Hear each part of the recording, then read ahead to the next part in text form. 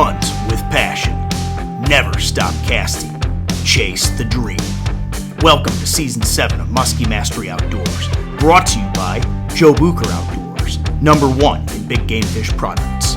Recon Boats, made by craftsmen, built for fishermen, and by Great Lakes Potato Chips. Snack happy, every chip, every bag. Hey everybody, what's up, and welcome back to another whiteboard vlog video here on the Musky Mastery YouTube channel. Well, folks, welcome to the 6th installment of the Mastering Muskies vlog winter whiteboard series. I really hope you're enjoying this. We're having some great Q&A. We're having a lot of fun here with this series, and I really can't thank everybody enough for your enthusiasm and your support, and we hope that you're getting something out of this. I am myself as well, a student of the sport always in my reflections as I put these mini seminars together for you guys. I'm learning as I reflect on this material as well, and it makes me think, and I really enjoy that. So with that said, guys, welcome again to the 6th whiteboard vlog here, and the topic tonight, boy, another heavy hitter. Of course, last week we covered boat control, which is probably, can't say it enough, one of the most under-discussed and most important topics there is in musky fishing. You know, who talks about boat control? Nobody wants to talk about it, maybe because it's not that glamorous. It's not as sexy as some of the other things that we're going to talk about. But here's a topic tonight, folks. Today, whenever you're listening to this, whether it's on the Musky Therapy podcast or here on the Musky Mastery YouTube channel, here's a topic now that, boy, I mean, this is just, if not, one of the most important, it's certainly up there as far as skills that you need to not only succeed on a, individual case-by-case basis, but just, again, the whole point of this series is to improve on your consistency. And the figure-8 here, folks, is something that everyone needs a little tweaking on, including myself. Even the best of the best, I'm gonna call everybody out, including myself, and say even those of us that have been at this for a long, long time, there's never a time in our careers, in our hunting, that we can't improve, right? And we can continue to improve, whether it's on the water experience. That's the greatest teacher, right? Time on the Water by Bill Gardner, a great book. But really, it's that time on the water that's the ultimate teacher. And of course, there are off the water supplementary material such as the Mastering Muskies Winter Whiteboard series that you're all watching here. I mean, these are all ways to learn. Of course, there's a lot of literature out there that you want to look into, but let's get right after it here. We've got some amazing Q&A questions here that I'm super stoked about. So let's start it off here. And of course, if you're new to the Mastering Muskies Whiteboard series, we start each episode off with some user or some really, I should say, Musky Mastery family Q&A. So here we go. Andy says, I was hoping you could discuss how you approach a body of water that you've never fished before. Awesome question, Andy. Let's just kick things off real quick here with a body of water. I am going to make some kind of big point here. There's a bay. There's another point here. And should we make this a part of a flowage? Yeah, let's do it. So here, I'm going to draw some kind of whiteboard, Lake X here. So let's say, maybe this is whatever. We don't know how big this lake is, but how do you approach a lake that you've never fished before? Well, that's a great question. The first thing that I always do, regardless, is go, and of course, most of my fishing is done in the great state of Wisconsin, but it doesn't really matter where you're fishing. The reason I brought that up was that I like to go to Wisconsin DNR lake maps. If you Google that, Wisconsin DNR lake maps, you're going to go to the Department of Natural Resources website for the state of Wisconsin, Minnesota, Indiana, Ohio. It doesn't matter, Pennsylvania, wherever you're fishing, Muskies, Lake of the Woods, Canada, Eagle Lake, you're going to find lake maps. That's the first place you want to start, is find a good lake map. That's going to lead you in the right direction. You want to start looking at contour lines. You want to start kind of studying this thing. So maybe here, this is a big reef here off this point. We'll kind of use that. Here's another, reef there. Maybe there's a rock pile here. Now our lake's starting to take shape. And maybe this is actually a real nice, cabbage flat here. Maybe there's a big cabbage flat. Maybe we've got some weeds on this point here. We're drawing happy little weeds in here, and maybe there's nice weeds here. There we go. So let's get right after it. The first thing that I'm always looking for when I'm going to a new body of water, when I'm scouting a map, is just some basic stuff. I'm looking for water clarity. I'm going to go online and look for fishing reports. I'm going to see if I can find out any information that's available on public discussion forums and things like that. Of course, one of the things that we should really just throw out there is, hey, if you've got it within your budget, hire a guide. Wherever you're fishing, you are going to cut down that learning curve substantially by hiring a guide. Maybe have a phone conversation with your guide, a little email correspondence. Be transparent with what you're doing.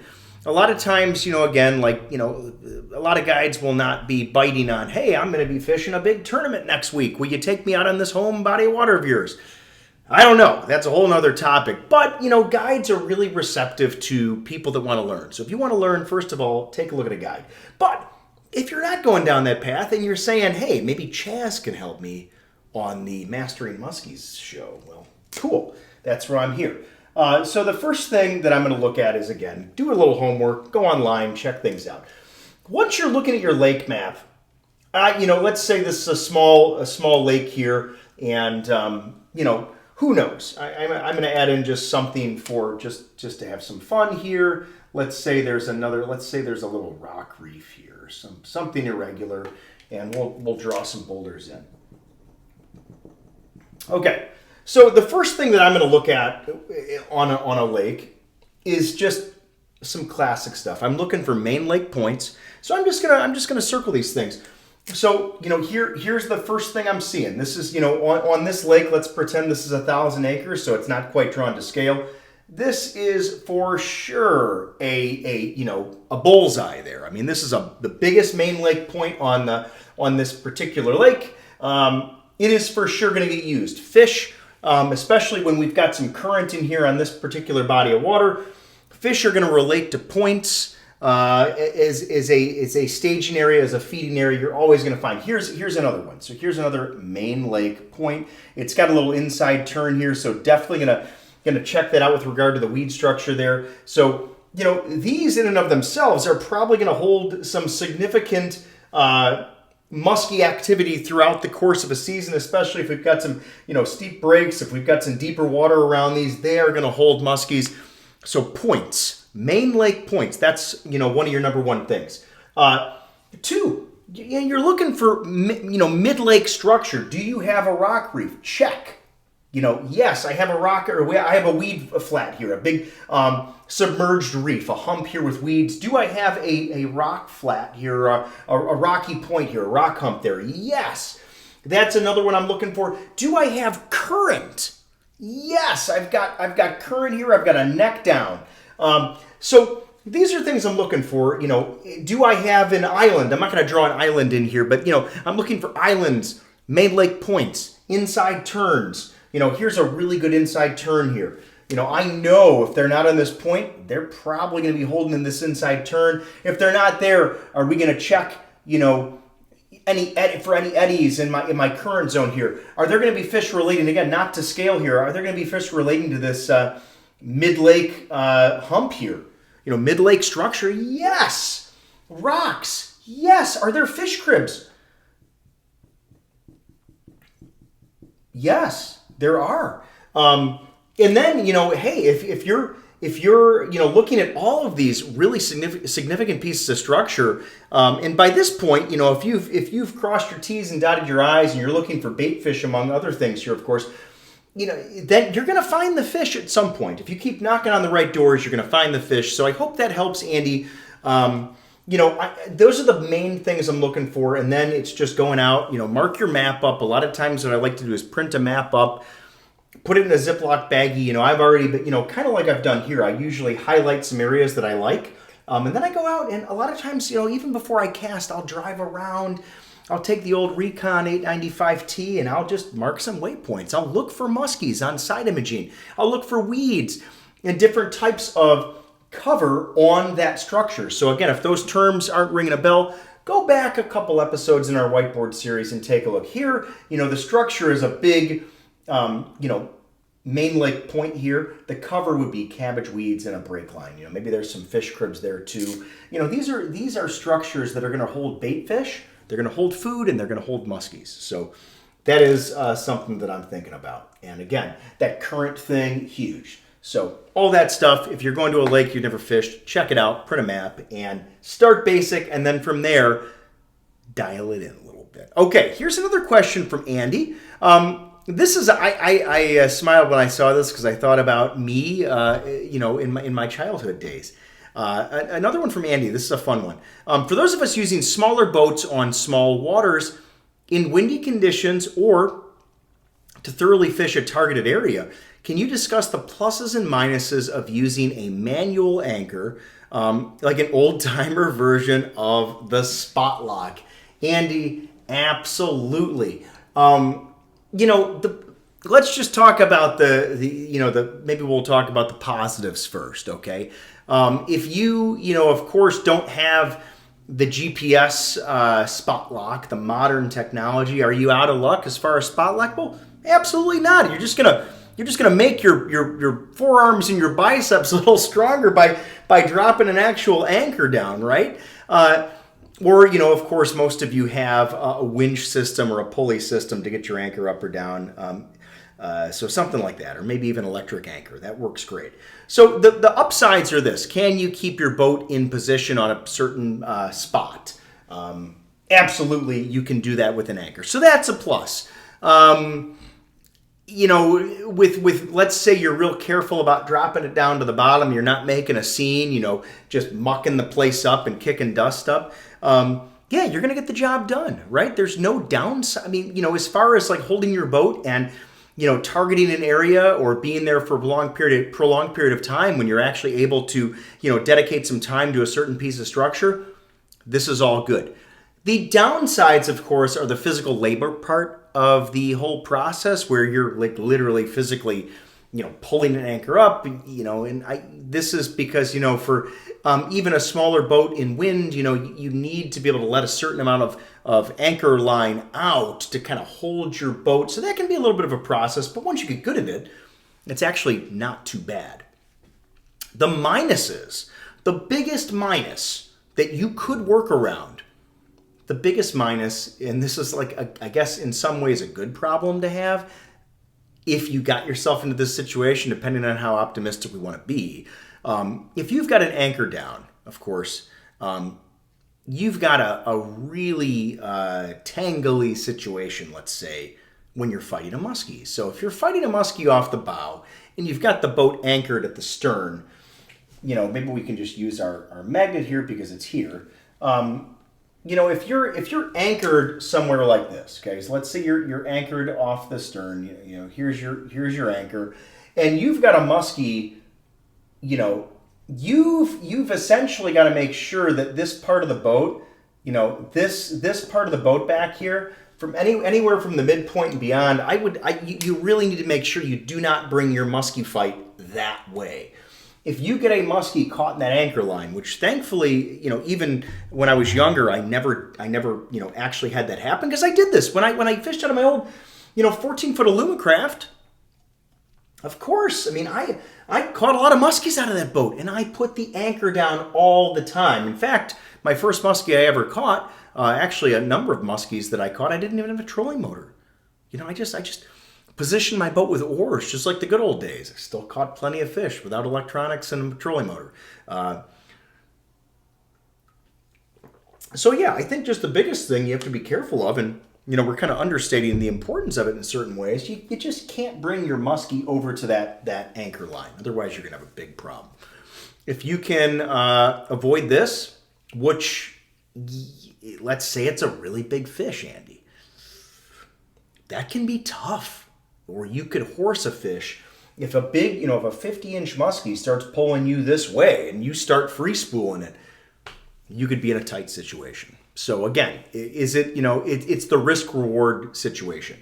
If you're battling a 36-incher, can you keep it away from that anchor line? Yes. With modern, fishing rods and muskie line, yes, you can. The bigger the muskie, the harder it is to keep that fish from moving around, in certain situations, depending on how they're hooked. So something to think about, but that's a really good question, Andy. And again, I appreciate it because it's just, we all appreciate those days in our careers, and I guess the point being is that it really doesn't matter what you're fishing out of to a certain extent.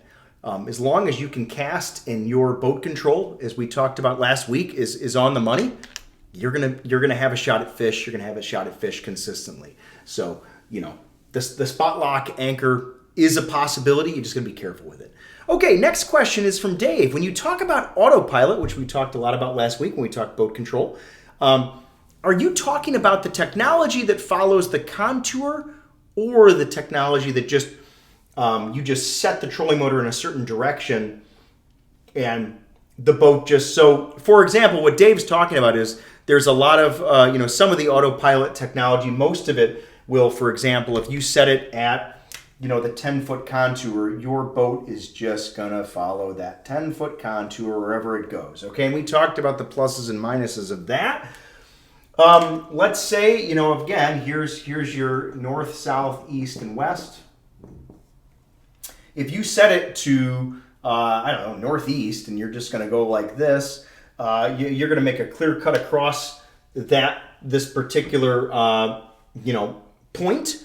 And that's not necessarily a bad thing as long as you correct this and you kind of, okay, now you set it north and whatnot. If you get real heavy wind, again, the downside of this is if you have the trolling motor, I should say, on constant on mode, where it's you're moving in a direction at a given speed. Let's say it's 1 mile per hour or 0.8 miles per hour, whatever it is. You are just moving. And as we talk tonight about the Figure-8 in this episode, if you have to be really, really quick to hit the cancel button for the constant on mode on that trolling motor, because the moment a muskie enters your domain at boatside, my thought is, if I can, is to eliminate sound. So I cut if I can, I will try not to have the blade and the trolling motor moving, the power head moving. If I can, the new brushless trolling motors, they're quieter, but boy, all this stuff makes noise. But bottom line, if the boat's moving, no matter if you're on contour or directional autopilot, you got to be able to shut that off, in my opinion, to do a better job in the Figure-8. So I think no matter how you cut it, you just got to do it safely.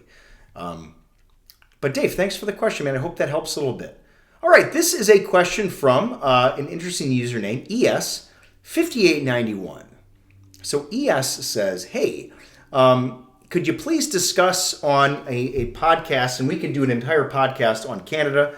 Of course, many of you have likely seen that we have Musky Mastery has a new partnership, a new sponsor, a full-time sponsor for Season 8, and that is Crow Rock Lodge in the famous Sunset Country in Canada on Lake of the Woods.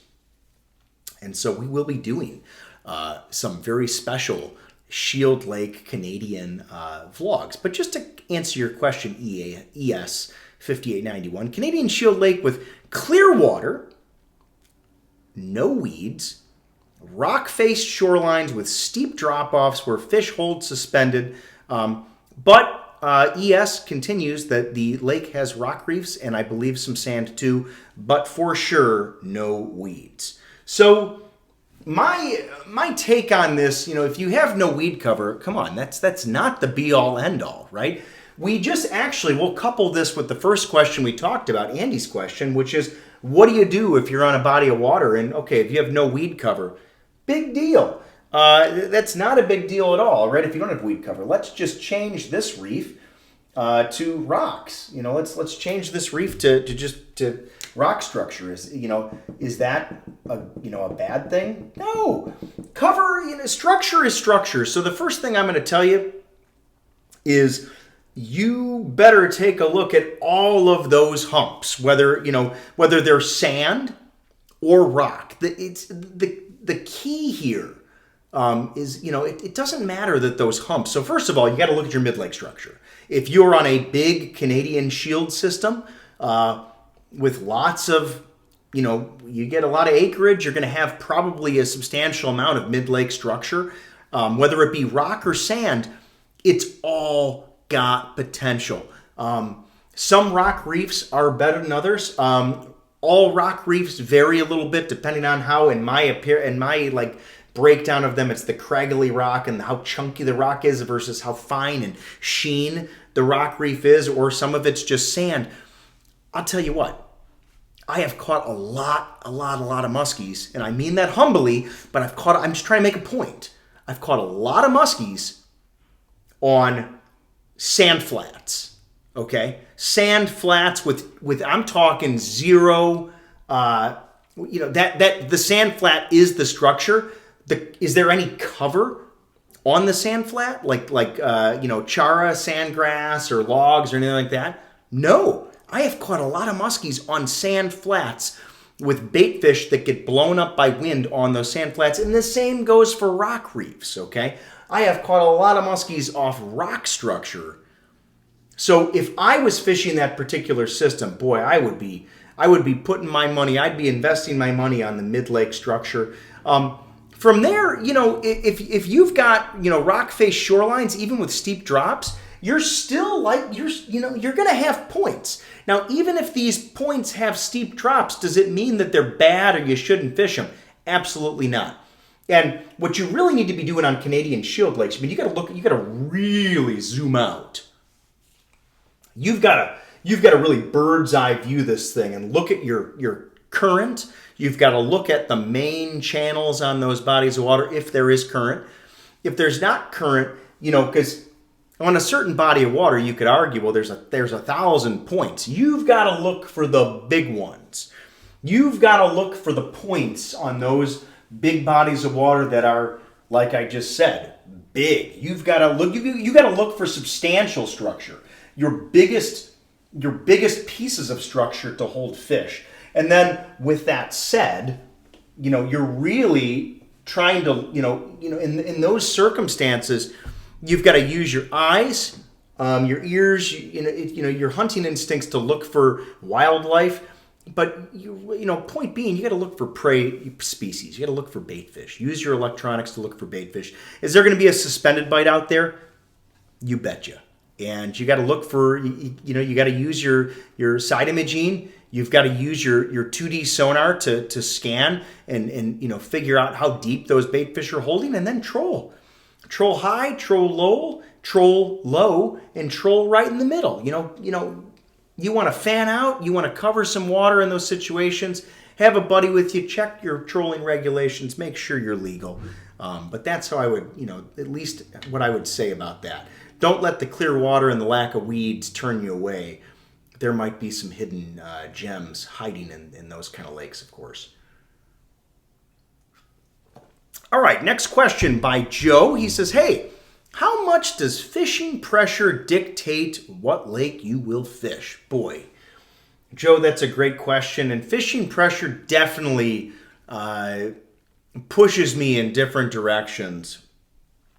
For example, if there is a major tournament coming up on a body of water, let's say it's Lake X, in the days leading up to that tournament, there is more than likely going to be a heavier musky angler presence. Of course, during the tournament, hours, it's going to be rocking and rolling.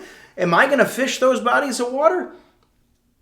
Absolutely not. I am going elsewhere. In fact, to produce the content for you, generally speaking, I try to avoid the crowds if I can, so it's a little less chaotic, a little less wave action, whether it's fisher folk or pleasure boaters and things like that. I'm trying to get away from some of that stuff, because you will find that bodies of water that gets a ton of pressure, those fish do become conditioned in certain ways, whether that's conditioned to sonar noise or conditioned to certain types of lures. I think it would be kind of naive to think that those fish wouldn't be impacted in some way by fishing pressure. So at times, if you can avoid it, and you have to remember, folks, fishing pressure is cyclical, right? There's certain bodies of water that are booming for a decade or so, or maybe 5 years, and then maybe the bite slows and people go somewhere else. And after a certain amount of time, people trickle back to those bodies of water and can reap the benefits of what was once known and then becomes lost and unknown again. And, that's just how it goes on a lot of our fisheries. They're all cyclical in many ways. I try to avoid fishing pressure. Certain times, you just can't avoid it. On a lot of the lakes and bodies of water that I fish, they get pounded. In July, I would say the kids are out of school, and it's a whole nother ball game fishing with a lot of fishing pressure. You've got to really be on your A game when it comes to figure-8s, when it comes to spot selection and timing. I mean, everything, in my opinion, has got to be so buttoned up in those situations. So I hope that answers your question, Joe. And then he goes on. I love this. He says, hey, when you talk about muskies while fishing, what do you say? I mean, usually I get in trouble because I usually kind of assign I'd say more than often, I assign a female pronoun to muskies. I say, "Ooh, there she is, there she comes," and people often ask me, "Well, why do you always refer to them as girls? Aren't there male muskies?" And of course, there are. The biggest ones are arguably females. So biologically speaking, the females just seem to attain a larger average size at the end of their lifespan. So a lot of times it's that, but I would say, you gotta get the terms down, Joe. Like, that's a chunker. So a chunker would refer to a muskie with some serious belly fat. A big fat muskie is a chunker. A behemoth, that's a good one to throw out there. That's a fatty. A fatty would also refer to a very fat, thick muskie. That's a thick one. That's a big muskie as well. They're kind of funny. They're kind of humorous. You could say, that's a monster, of course. That's a big one. That's a ski. A lot of times we'll call them lunges. Lunge is short for muskellunge. I'm just trying to come up with some off the top of my head. Beast, monster. I mean, you could come up with 1,000 different things, different names for muskies. Another one that I like to throw out there, and it really throws my buddies off when I'm doing a figure-8. A lot of times when you're coming in the figure-8, you say, "There she is," or "Ooh, there she comes." Or a lot of times it's like, "Musky, musky, musky." You have your friends as you're going into that figure-8, they yell out "Musky." I like to say, "Ooh, there she is, Muskegon, Wisconsin." You throw them off a little bit, and then everybody gets on their toes and they drop their rod. So you gotta be able to play the tricks there too. So use your musky lingo to your advantage. So hope that helps, Joe. There's a lot more where that came from. Those are just the ones I could think of off the top of my head. Okay, cool question here. Thank you, Joe. Cool question here from D-Mouse. What am I seeing on down imaging? Is it plankton? Is it minnows, perch, panfish? Examples on the screen. In a previous episode, D-Mouse, I dropped some examples in, so I'm actually going to try my artist rendition here for you. And I think this actually, you'd be surprised, D-Mouse, that this might actually, maybe I'm spot on. So usually on down imaging, if you see something like a fish crib, it is usually going to look like this. It looks like stuff stacked on top of it, itself. You can see it pretty well, but you're going to see different types of structures. Everything, of course, is it's being shot. That sonar shooting downward. But I guess I would just say this, like fish, when you're actually seeing fish, so perch, and it depends how big your screen is, they'll usually show up, like this. Like these are going to be individual fish. These could be bass or walleyes. And it really depends. If you're seeing a lot of stuff like this, if you're seeing big clouds of things, those are likely, small minnows. I mean, you'd be amazed at how massive packs of minnows are. I mean, they're just gigantic. The only reason I know this is because I've seen a lot of them with my eyeballs as I've seen stuff on my side and down imaging. Now, sometimes I'll look over and be like, oh, that's cool. That's what I'm seeing. Or, a lot of times when we're musky fishing and I'm seeing this kind of stuff, it all depends. I mean, I'm seeing stuff like these could be juvenile perch. These could be little 4 or 5 inch perch. A lot of times when I'm running a blade or I'm working a crankbait, I'll have that little pack of about 30 perch just cruising on in, headbutting my lure because they're trying to knock it off its course or attack it or just investigate it. But you're going to see your bigger fish are kind of looking like this. Bigger fish, maybe like a musky. You may see that yellow line kind of like this. It's not going to show up as a shadow, so a lot of times you're just seeing like literally the line of the fish. So it's a little bit different than side imaging. You're not getting that big glorious shadow, but you're really just seeing the line, the actual fish marking. The smaller the line, the smaller the fish, generally speaking. I will, in addition to I'll admit, my drawing here is kind of not as good as I thought it was going to be. So I will drop a picture in for down imaging. Here's one. So wherever that is on the screen, we'll put it down over here. Here's one with I'll throw it in there with what I think is a good example for perch. And here's another one that shows an example of maybe some bigger fish. So hope that helps, D-Mouse. Okay. All right, guys, are you ready? Here we go. We're gonna do. We're gonna get right down into it here on the figure-8, and this is a really important topic. It is. It's super important. Okay, so here we go. Okay, so the first thing I just kind of tabbed out here. I have my notes for the show. Is why does the mighty muskie follow? Okay, well, first of all, we got to understand this, right? That all fish species follow. When it comes to rainbow trout or, you name it, bass, walleyes. I mean, we've caught everything in the figure-8. I don't know that I've caught like a bluegill or a perch in the figure-8, but I've definitely caught walleyes, pikes, smallmouth, largemouth, and of course, the muskie in the figure-8. So all fish species follow to the boat. I think a lot of times the other fish are just so much less noticeable because they come in and they're small, right? So they're less inclined to leave their cover. When they come up to the boat, they're very vulnerable. So the smaller the fish species, generally speaking, think about that now.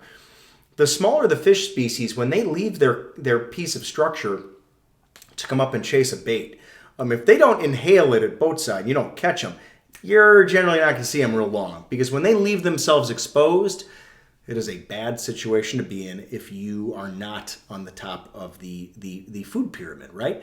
So muskies follow, and I think they tend to follow a little longer because in many ways I think they're comfortable that, well, nothing else is really going to get them unless it's a bigger muskie or some kind of bird of prey, an eagle or a hawk or something like that. But generally speaking, I think that muskies, why do they follow so often? Is it their curiosity? Are they territorial in nature? Is it because one of the big reasons we talked about is conditioning? Fishing pressure, boating pressure. It's following in some ways is they can't turn off that biological evolutionary tick inside of them that makes them chase something that's out of place. But it's a learned avoidance behavior. I think it's an avoidance behavior. They're following because they haven't decided that this is food and I need to eat this, right? And we talked about this earlier on this episode and some other episodes, like sonar noise, trolling motor noise, the boat noise, all that kind of stuff. Muskies follow. Something just isn't right. it'd be, I don't know what the analogy would be for a human, but sometimes, you get that sense that something just isn't right and you turn around and you go the other way. It's something to be said in that sense for a muskie in many ways. They've been caught before. A lot of these fish that are, they reach 3 feet, believe me, they've been caught by walleye fishermen or walleye anglers, umpteen times, and then they get bigger and they start going after bigger, prey species, and all of a sudden muskie anglers are catching them. So these fish have been caught before, and if they're handled, properly, they're going to live a long, healthy life. But that's part of it, and that's one of the things you want to think about. So muskies follow a lot. So what do you do about it? So this is where we're going to go next. Now, what's the general idea behind the figure-8? Okay, so we're going to begin by making an assumption on this episode. Okay, the muskie is following your lure under predatory instincts. Okay, it is hungry so we're going to pretend tonight that our muskie here is hungry, but it's not sold, okay? There's something going on that just hasn't quite, allowed it to open its mouth and eat that prey item, okay? So the idea behind the figure-8 is to create a transition or a change within your retrieve that triggers an aggressive feeding reaction from the fish. So, of course, this is often done by, so here, let's pretend here's our boat, okay? And here's our 895 tiller here. And this is interesting, right? So I'm just gonna say, hey, let's say you're throwing a blade. The blade is what I'd call, it's something that comes in. Now about here, you can start to snake the blade. That's actually a little bit aggressive. For essentially, not all of our lures, but a lot of our lures come in. You can kind of vary it a little bit here with the rod tip. And let's say the muskie is, it's following. It's not sold. And all of a sudden, what's the idea behind a figure-8? All of a sudden, you're going into, maybe I'm swinging it out. I'm coming in. I'm going back like this. I'm going back like this. You're making a figure. I don't think I didn't draw that right, but you get the point. The idea is to create that transition that triggers an aggressive reaction. So this fish is following straight, and all of a sudden you take that lure away from him. And it's like, wait, I had that. I was going to eat that. And all of a sudden it triggers that instinctive response of a prey species or a prey item, getting away. Well, muskies, that's not a good thing. They don't want that piece of food that they were, following to just sneak off and escape now. Now, a lot of times this muskie is going to engage in a higher speed pursuit. Now you have triggered some kind of, old ancient evolutionary mechanism in that fish's brain. As small as that brain is, they're now... now you've got them in a trap, so to speak. They want to catch that food, and now you're making it hard for them, and they want to play ball a lot of times. So, this is often done. This is driving me nuts. My figure-8 that I drew here was terrible. This is often done, just at boatside. The fish is following in, okay? And all of a sudden, and I better be able to draw a figure-8 here, otherwise it's going to be embarrassing, okay? Come in, and I'm going to go like this. I'm going to take it around like that. I'm going to bring it in like this, and there we go. Now I'm in my figure-8. So a lot of times I'll bring it in first. I'll swing out. I'll come back through the middle. I'll swing out, and then you're doing your figure-8. So this is a way to trigger a strike, okay? And we're going to make another assumption here, okay? The assumption we're going to make is that, the muskie is in complete control, aka it could overtake your lure at any time, but decides not to. Now, what do I mean by that? Let's say you've got your old 700 Booker tail. Look at that. I've been showcasing. I gotta bust a couple new colors out here next time. But here we got, orange glow and black. And let's say the muskie's following this lure in. Okay, follows. The muskie is in control right now. From a control freak perspective, the muskie is following this 700 in. At any moment, the muskie can snap, can eat it, right? The fish is in control. The moment you take some of that control away from that fish, something changes. a lot of times. If the fish is, like we said, we made our first assumption that the muskie was hungry and it's following under predatory instincts, okay? So it's looking to eat, it's just not sold. Something's not quite right. Maybe it doesn't quite look like what it's used to eating, whatever the situation is, right? So that's why we're doing the figure-8, or we also say the figure circle, depending on how big the fish is. Sometimes, you could be bringing that, if you've got a really big fish, you can come in and you can start doing a circle. There are benefits, the pros and cons of both the circle and the figure-8. Generally tend to do a figure-8, but we can talk about the circle at some point. But, again, the muskie's in control. When you take that lure away from the fish, you're taking away that control, and now you're in control. And a lot of times fish seem to get triggered by that, which is good for us, okay? This change at the end of your retrieve is it's mimicking a prey item escaping. So this is again, I like to use this word trigger because it triggers this like response from the fish. All of a sudden it's in control, and now all of a sudden it's like you're digging deep into the psyche of that fish. Now all of a sudden you are emulating a bait fish or some kind of prey species getting away. And a lot of times this can trigger a muskie to snap, which is the whole thing. Because oftentimes I like to say, as a cold-blooded creature, why would a muskie just follow and expend that well-earned energy of theirs if they're not going to eat? It's fascinating to see it happen, but it does though. Sometimes they don't eat. A lot of times they don't eat when they come into the figure-8, and why not? But from the biology perspective, we think that they're going to reduce their energy expenditure. So when they follow, it's hard not to believe that initially that they were coming in because they were curious to eat something. Not just curious, but that they weren't wasting energy. Biologically speaking, it makes sense that if they're following a lure, their intention at some point was or could still be to eat. It's just something about it isn't turning them on. And, there's a lot that goes into this, but we're just going to give our best job tonight of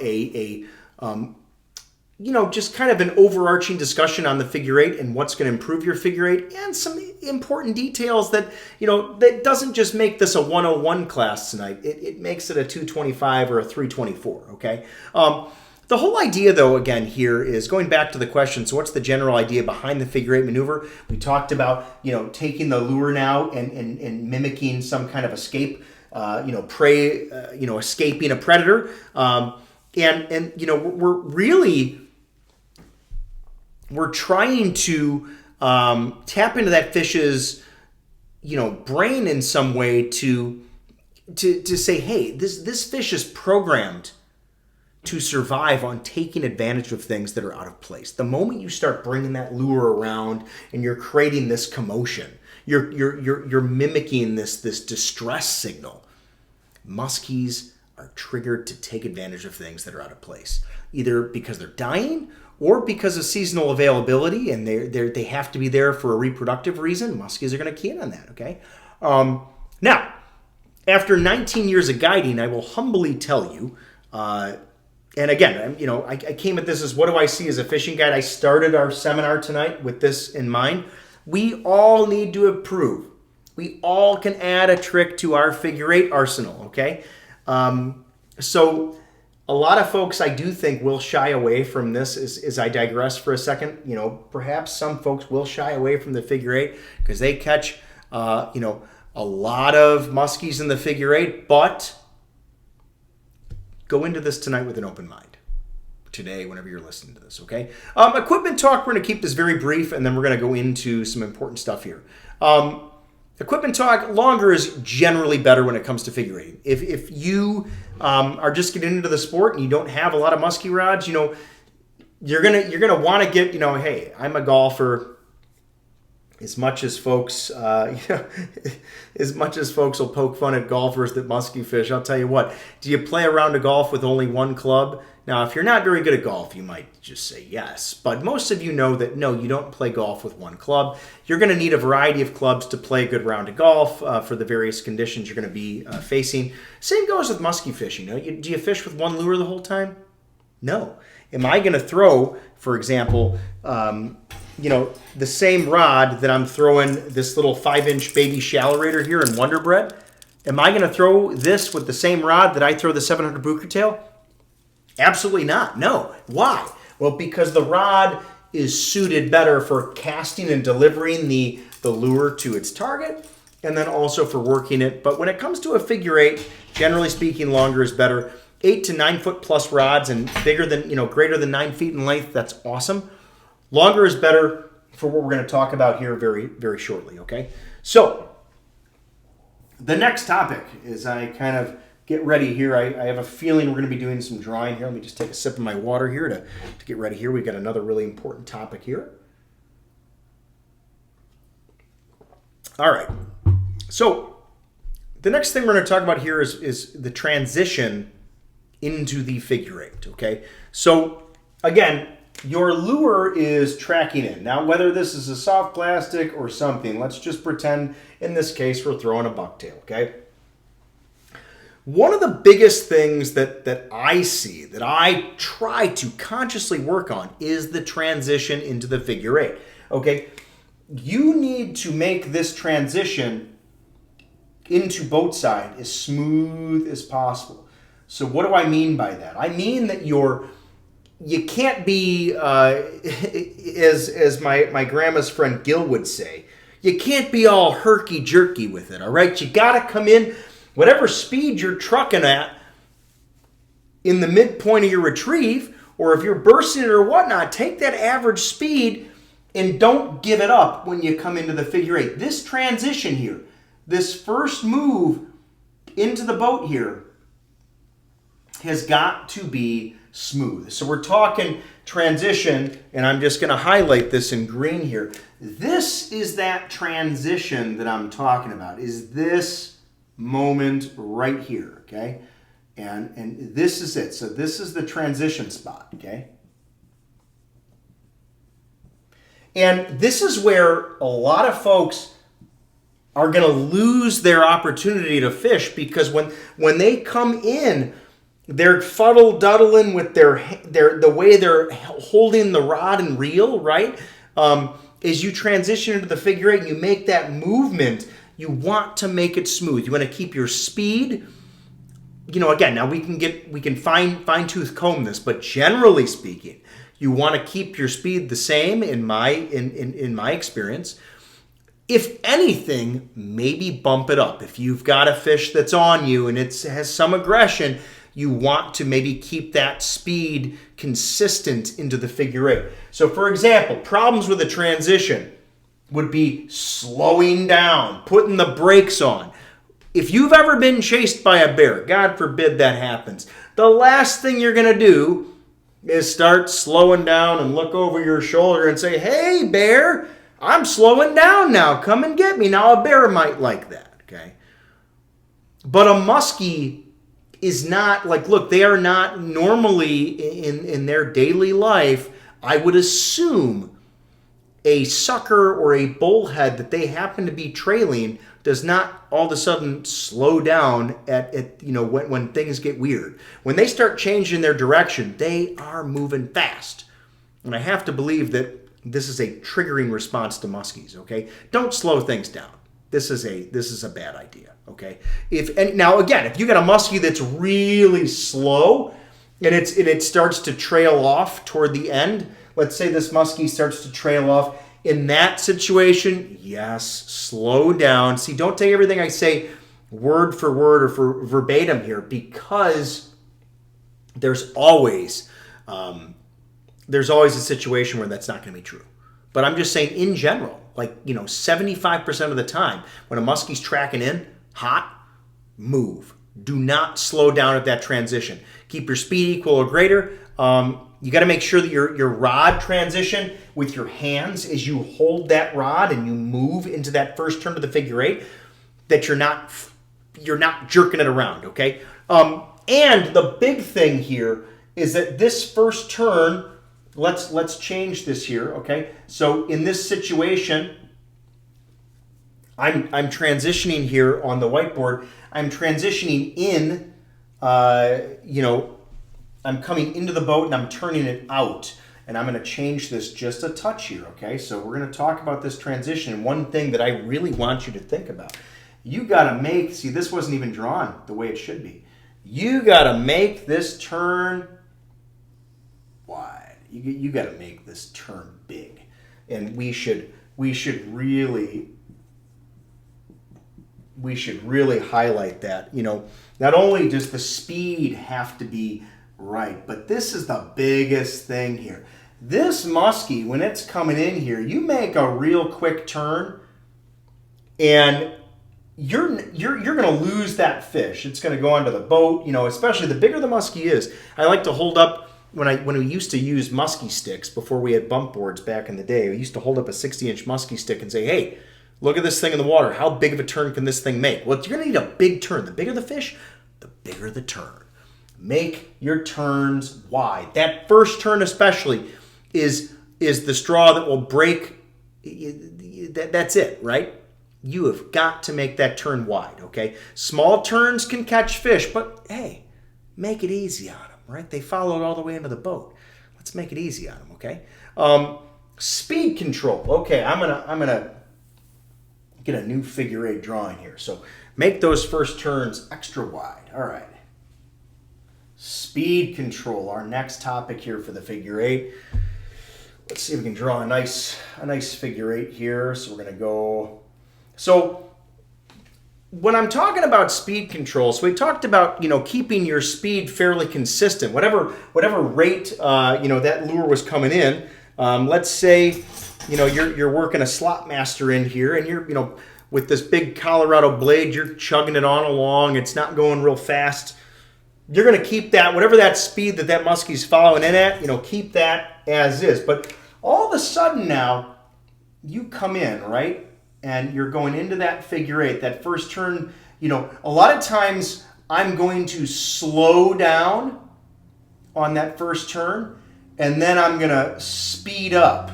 Okay, so I'm going to write this here, and maybe I'll change my colors here. So point being, before I go into this, we call this changing gears. And if you're not changing the speed of your figure-8 when a muskie's following, you're going to be missing fish. You've got to change the speed. So that first turn, a lot of times on the turns, I'm gonna maybe slow things down. If I added speed here, so let's say right here in this transition zone here, so let's just block this off. If in this transition zone I increase the speed a little bit just to try to trigger that fish, so that says plus speed there. Okay, I'm gonna mess this all up by trying to make my handwriting better, but I did a pretty good job there. So in this box here, I'm going to increase speed, maybe a hair going into it. But right here, I'm going to slow it down. Now, I'm not talking about drastic slow. I'm not talking about, slow her down there. I'm talking about a subtle speed change, okay? And then right about here, now, through the midpoint here, we're going to increase our speed through the middle of this. Now we're going to take that muskie that was following real slow, slow it down. I mean this not real slow. Now we're slow, and now all of a sudden we're going to speed it up, and we're going to take that lure away from that fish, okay? This is what we call changing gears. You shift into third and hit the gas and come on through. And then when you get to that next turn, you're going to slow her down just a little bit, slow her down as she makes that turn, and then speed up again as you're going through that midpoint here. You're going to speed up. So the big idea here in general is, be changing the speed. Maybe you mix it up, and maybe you go fast in the turns and slow in the middle. Who's to say that doesn't work? I'm not going to tell you it doesn't work, but the big thing is, change your speeds. And I was talking about this just a second ago. You want to,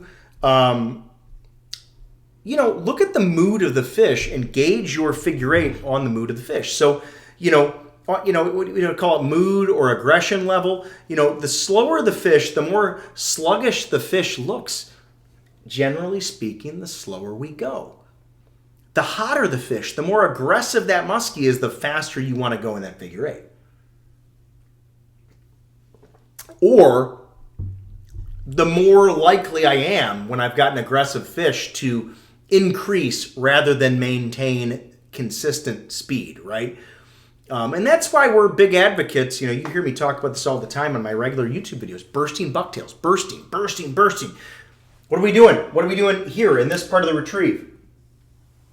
We're bursting. You are increasing that speed so that when this muskies follow, when this muskie's following, you're increasing that speed. So think about all the changes. If you're doing this the right way, or I shouldn't say right, there is no right way in muskie fishing, but in my experience, if you're changing speed here, that's a good thing. You're changing speed here. You're constantly changing the speed, and that's going to help trigger strikes. Okay, so let's see what we got here. Depth control. Okay. I'm going to let's see here. I think I'm going to try to bring you guys the very best. Okay, if you ever wondered if I was trying hard on these whiteboard vlogs, the answer is yes. I'm trying hard. Okay, I'm trying to bring you the very best. Let's talk about depth control here. This is the third factor in the trifecta. Let me see here if I can kind of make this a little bit more like this. This will be better. And let's say we came in like this. This is easier for me to draw. So we came in. So in this case, here's the boat. Here's boatside.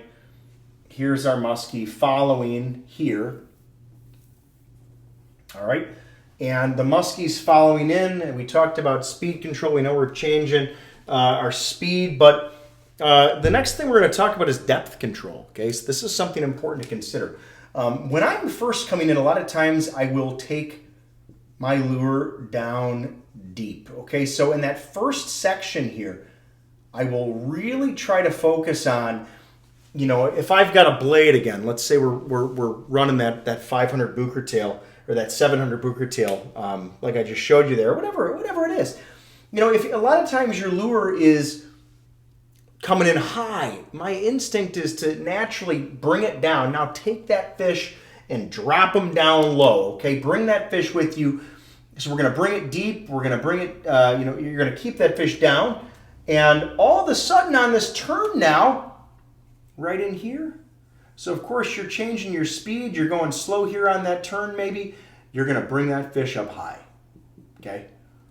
So now all of a sudden you go from, whatever we're going to say, whatever depth you were here, we're going to go down deep. We're going to bring the fish up high, and then we're going to drop back down deep. Okay? We're deep, deep, deep, and then all of a sudden, woo, we come up and we're high again. Okay? We're higher up in the water column, then we're dropping back down. So the entire time, think about this now, you're changing direction, you're changing speed, and now you're changing depth. So you've got three things going for you simultaneously, if done properly, to trigger that fish into eating. You're incorporating, you're incorporating a lot of different things to trigger that fish. Okay, you've got direction change, speed change now, and depth change. So you've got the X, the Y, and even the Z plane. You've got all that changing. And what we call this right here, by the way, my buddy Joe Bucher, I don't know if he coined this, but we call this, when you bring that lure back up high, he calls that the spy, because you bring the fish down low and you can't see it, and when you bring them back up, that's the spy. You spy on them. Are they still there? If so, ooh, good, and bring her back down. And then come back up and spy on her again. Is she still with me? Oh, good. Bring her back down deep. So spy on him a little bit. And so when you do all this stuff, a lot of times, if you don't incorporate all three of these mechanisms in your figure-8, you're definitely in for a treat. You're gonna start catching more fish. And the better you get at this, and not all your figure-8s are going to be great, right? I mean, you're going to have the boat's going to be rocking. You got to factor in that boat control, a foot on the pedal. You're talking to your buddy about whatever is going on, and you're telling a good story. This is a lot to kind of maneuver at once. But the more you do it, the more experience, the more you screw up, And the more successes you have, the better you're going to get at it. So that's really important to think about. And, I just said that generally speaking, I think I'm just looking at my notes here. Doing all this stuff, it's very important, but I have one thing here that just says bigger is better. And I make a point when I'm guiding to show people just really the extent of how big that figure-eight's going to be. I mean, people don't quite realize sometimes, and I mean that kindly, how massive you can make a figure-eight to truly trigger big fish or any muskie that's been pressured, right? My buddy Joe Hoffman asked in that initial thing, what about fish in pressured water? What does it do? Hey, you got to make sure your figure-eights are, you got to make sure they are A+ technology, A+ maneuvers on your figure-eights. If you're gonna trick fish that have been caught many, many times, you got to make sure your figure-eights are on there. You're at your A game, right? Two more things I'll talk about quickly here, and we'll wrap this up. The hook set. I generally set the hook in the direction that I am pulling the lure. This is a general, but I would say 90% of the time, for me, this is how I set the hook. You've seen my figure-8 episodes, okay?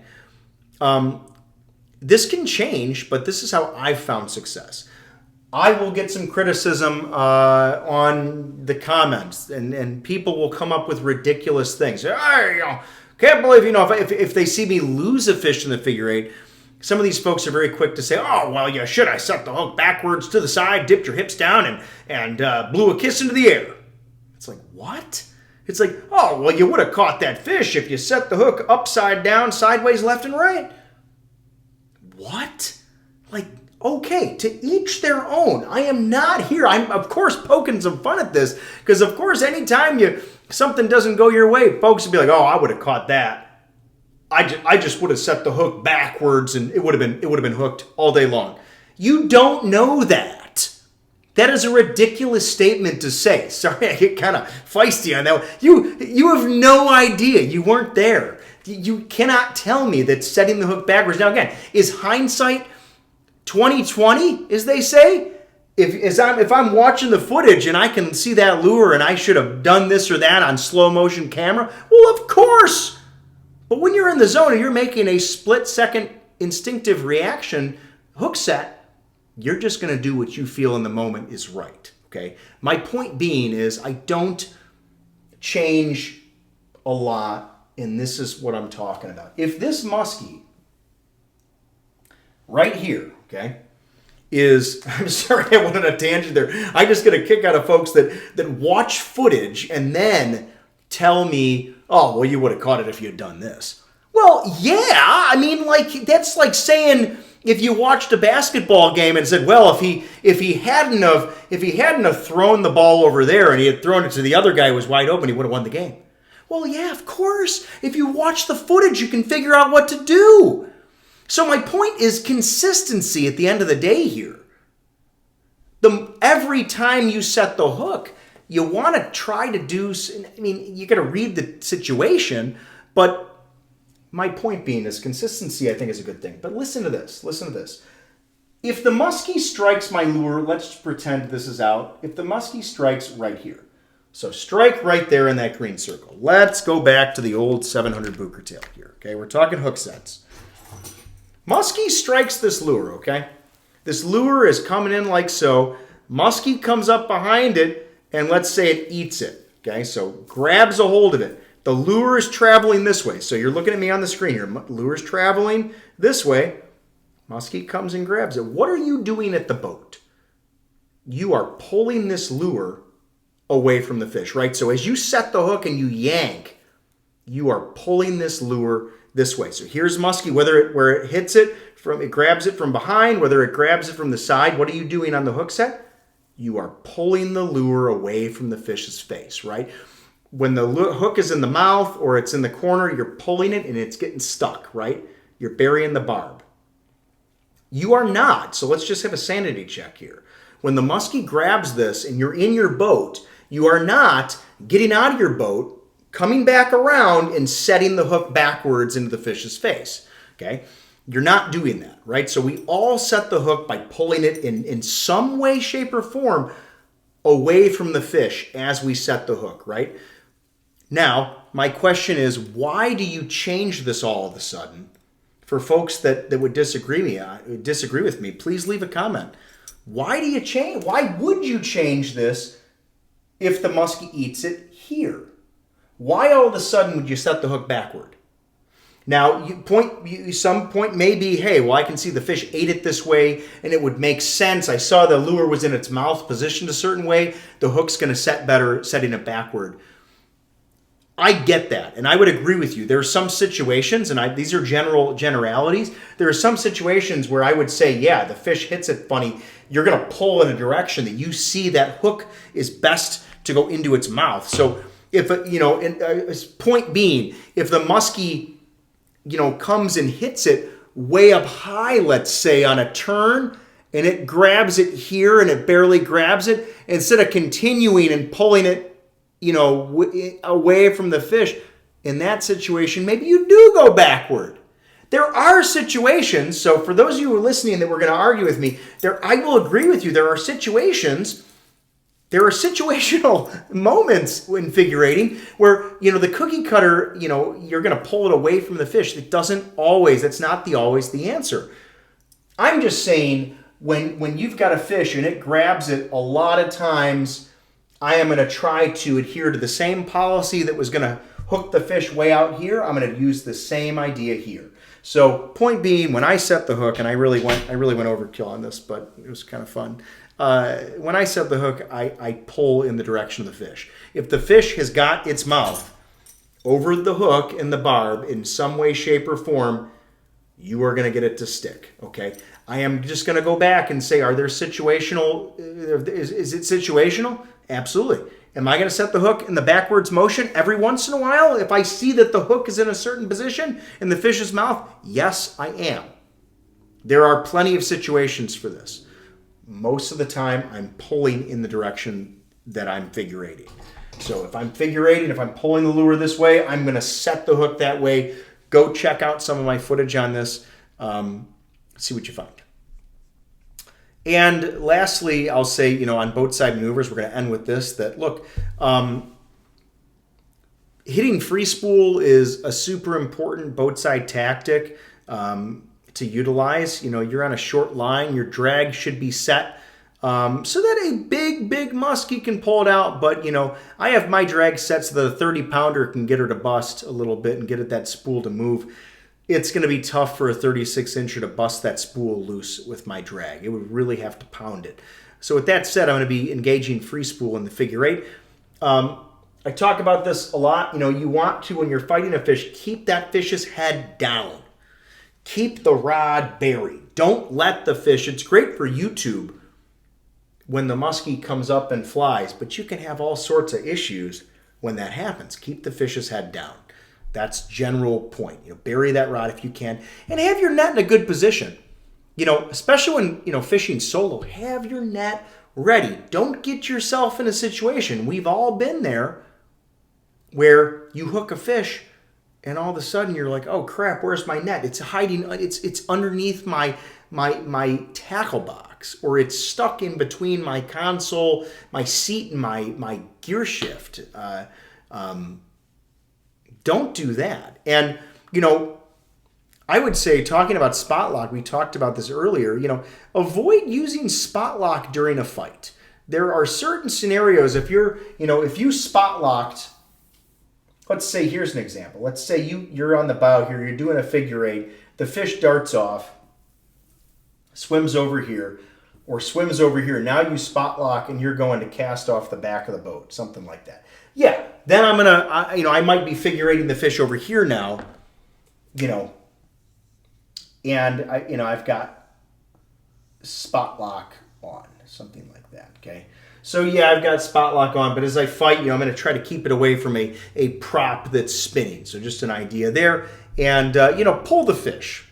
Keep a tight line during the fight in the figure-8.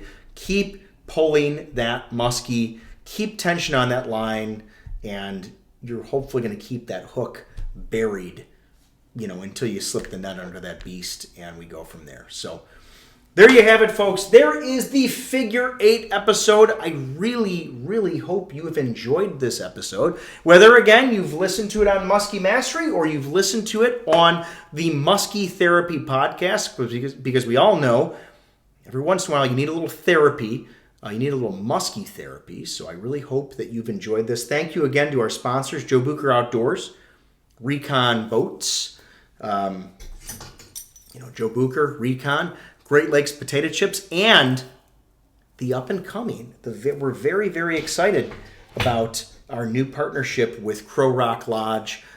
If you're looking for a great, just an epic destination for a Canadian muskie trip, walleye trip, pike trip, lake trout, you name it, Crow Rock's got you covered. They are just number one in the business. They're just an amazing group.